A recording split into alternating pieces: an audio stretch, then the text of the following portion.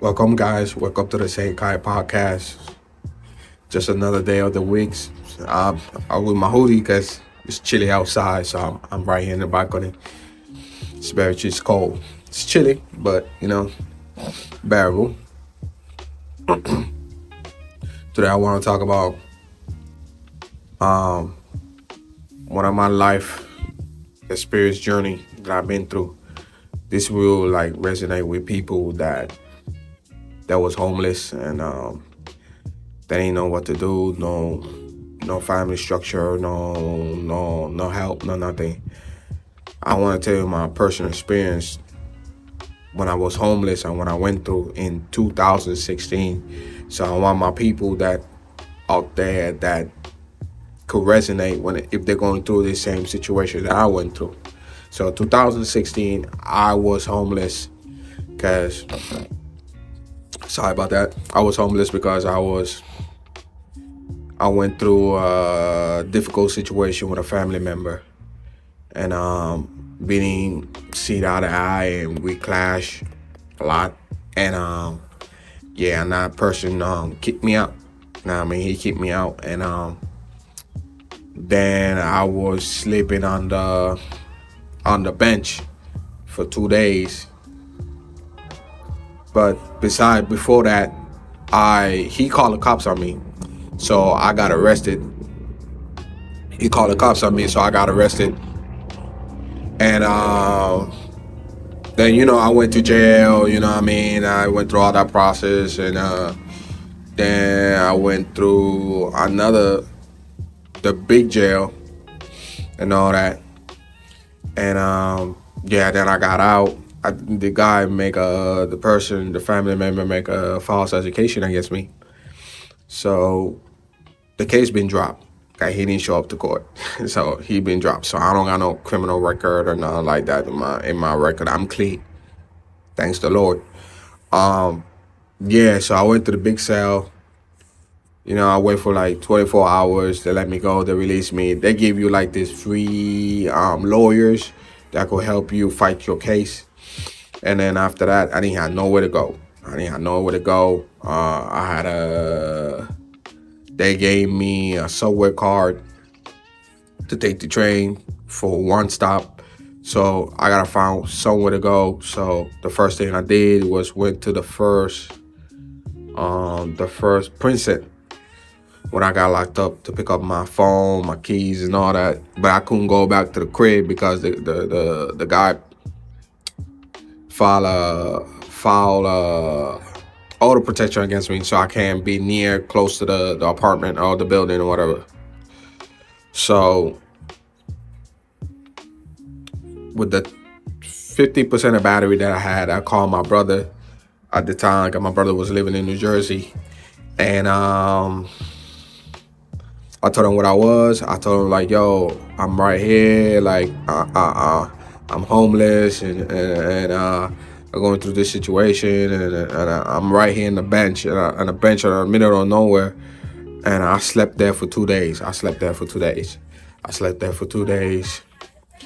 And my brother called me the next 2 days, and he said he was gonna come to New York because he was living in Jersey at the time, like I said. And I met up with my brother. And I told him, like, yo, I just need you do me one favor. I just need you to just pick up these items from this person's house and bring my wallet. 'Cause I have money on my wallet, but I didn't have money on me. I didn't have no cash. I didn't have no money. So my wallet and my bank cards, that's my thing. You know what I mean? That's how I move around. So I have money in there. So as long as I get my wallet, I'm good, because I know what I need to do. So I get my wallet, he get my clothes and all that. I stayed with somebody for a few days and all that. And next thing you know, I went to the shelter. I couldn't get no job. I couldn't get nothing because, he filed a case against me. So I had to wait until the first case. I think it was around if I'm not mistaken, around October 2016. That with this when the situation happened. So my first case was into October. The situation happened like in September. My first case was in October, somewhere around there. So I went to the first case. He didn't show up. Then the judge tell me we're gonna make another appointment for the second case, and it's gonna push me all the way in December 2016. So I was kind of pissed off because that's like a long wait. That was a long wait, and I really trying to get out of the shelter by just getting a job and just, stock up some money and get the hell out of there. But it was a long wait. So I talked to my free lawyer that they gave me, and I told him like, okay, so what's gonna happen if he don't come to the second appointment? My lawyer, and she told me it was a female. I don't remember her name at the time. It was a female lawyer, and she told me like, if the person don't come in my second appointment, they will drop the case. I said okay. So I waited for the next 2 months. December show up, the day show up, went back to the second appointment at the court. My name was called in, I went in there, next thing you know, the person didn't show up. So he didn't show up, the judge dropped my case, I was free to go. My lawyer was happy that my case was being dropped and all that, but I wasn't happy. I was not even celebrating because I was like, I grew up in a household. I mean, I didn't have my two-parent household in the house, but I grew up with my mom, and I always have roof on my head, food on the table. I was good. You know what I mean? And Puerto Rico it's like a laid back country with no issues and all that. So that's basically the thing, right? So when I went through that situation, it kind of bugs me. Like, I can't believe that I come up here to progress my life and I came here being homeless. I'm like, this is not me. This is not my living. I never lived like this in my entire life. You know what I mean? So I went through all that. I wait for a few months. Like, I wait for few weeks. Like, so they could process since the process my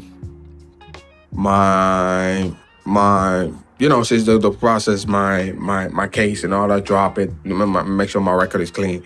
So the January 2017, I mean, that's when I got my job. I get a job, I work my way up in the job. You got a caseworker in the shelter. You get a caseworker in the shelter. She evaluate how much you're making your job. Sorry. She evaluate how much you're making your job. She evaluate everything you're doing so they could help you get a place and get out of the shelter. So I keep working, I keep grinding every day, showing my proof that I'm working, you know what I mean? Showing my proof that I'm working and trying to just trying to get out of there and all that. So July, I think it was August of 2017, that's when I got out the shelter. I got out the shelter, got my own place. And I'm telling this story because I know there's a lot of people, you can see it out here, like they're being homeless, they're begging in the street, or they got nowhere to go, and they got their signs. Some of them got the signs that they was in the military, and the military didn't do nothing for them. My message for me sharing my story about what happened to me in 2006 all the way to like halfway through 2006 all the way to 2017. My message to these people that are going through the same thing I went through, or some of them going through this situation right now: do not give up. Do not give up what you could do with your life. It's all a matter of thinking, like, you setting yourself in the standard, like, I'm gonna work my way out of this. Cause that's the same way I did. Yes, I had a little help. My brother helped me get my stuff out of this particular person's house. My wallet, my clothes, and all that. Went to the shelter, dealing with a lot of homeless people, dealing with people that came out of jail and they had nowhere to go. The first thing they went is to the shelter. You know what I mean? I'm sharing my story. Like, there's a lot of people think that sorry about that. There's a lot of people think that I didn't went through stuff. I went through a lot of stuff. I just never talk about it. I just keep it within. I only tell it to few people, like my closest friend, and then my partner, the person I have a child with. I told her what I went through in life. So I'm just sending the message to these people, like I said, that are going through. Don't give up on your life, man. You could make a life change today, starting today, if you put your mind into it. It's not the end, bro. It's not the end. And I said the same thing too. It's not the end for me. This is a starter for me. This is my preparation. And looking back at it, when I went through all of that, it prepared me so much that I was more prepared in life in general. Like I could, like that situation prepared me so much that I feel like any situation I go through, I could overcome it. That was my test. That was my test right there. If God put me in a situation like that, I know I will pass the test again, because He already proved I already proved myself that I could get out of there. You see what I'm saying? And and it toughened me up, man. It toughened me up. And this happened when I was living in New York. I lived in New York for 10 years. Now I live in Kansas City. But now this is when I was living in New York, bro. Know what I mean? And anybody who knows, who lives in New York, I'm not talking about the people that visit New York and be there for tourists and see all the skylines and all that, all great and this and that. And I'll talk about those people. I'll talk about the people that lives in New York. You know, in New York, you know how it is out there. I'm talking about the people that lives in New York. They know how it is. And it's easy to live over there, bro. With this high prices, just for one bedroom apartment, all that $3,000, $4,000, it's crazy. It's ridiculous. It's blasphemy. You know what I mean? And this story I want to share my story. This is the reason on my channel, my Senkai podcast, is to show life experience to the people out there that go through hardship, that they go overcome it. Look at me. I'm not the smartest guy in the world. I'm not considering myself I'm the best at this or whatever the case may be, or whatever I put my mind to. I just go out there and put myself out there and see the results for itself. I let the results speak for itself. That's always been my motto. You know what I mean? So yeah, man, that's I'm no different, man. I'm not perfect. I never consider myself perfect. But yeah, man, like, this is how life is, bro.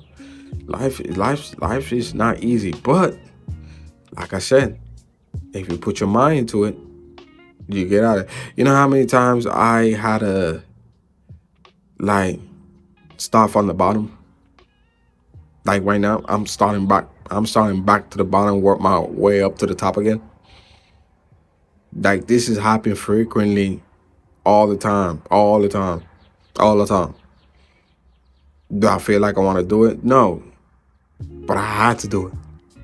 You know what I mean? I had to do it. Because there's something bigger than myself that I had to look after. You know what I mean? So this is my story. This is my journey, man. This is my journey. And this is all I got for you. Until next time, guys.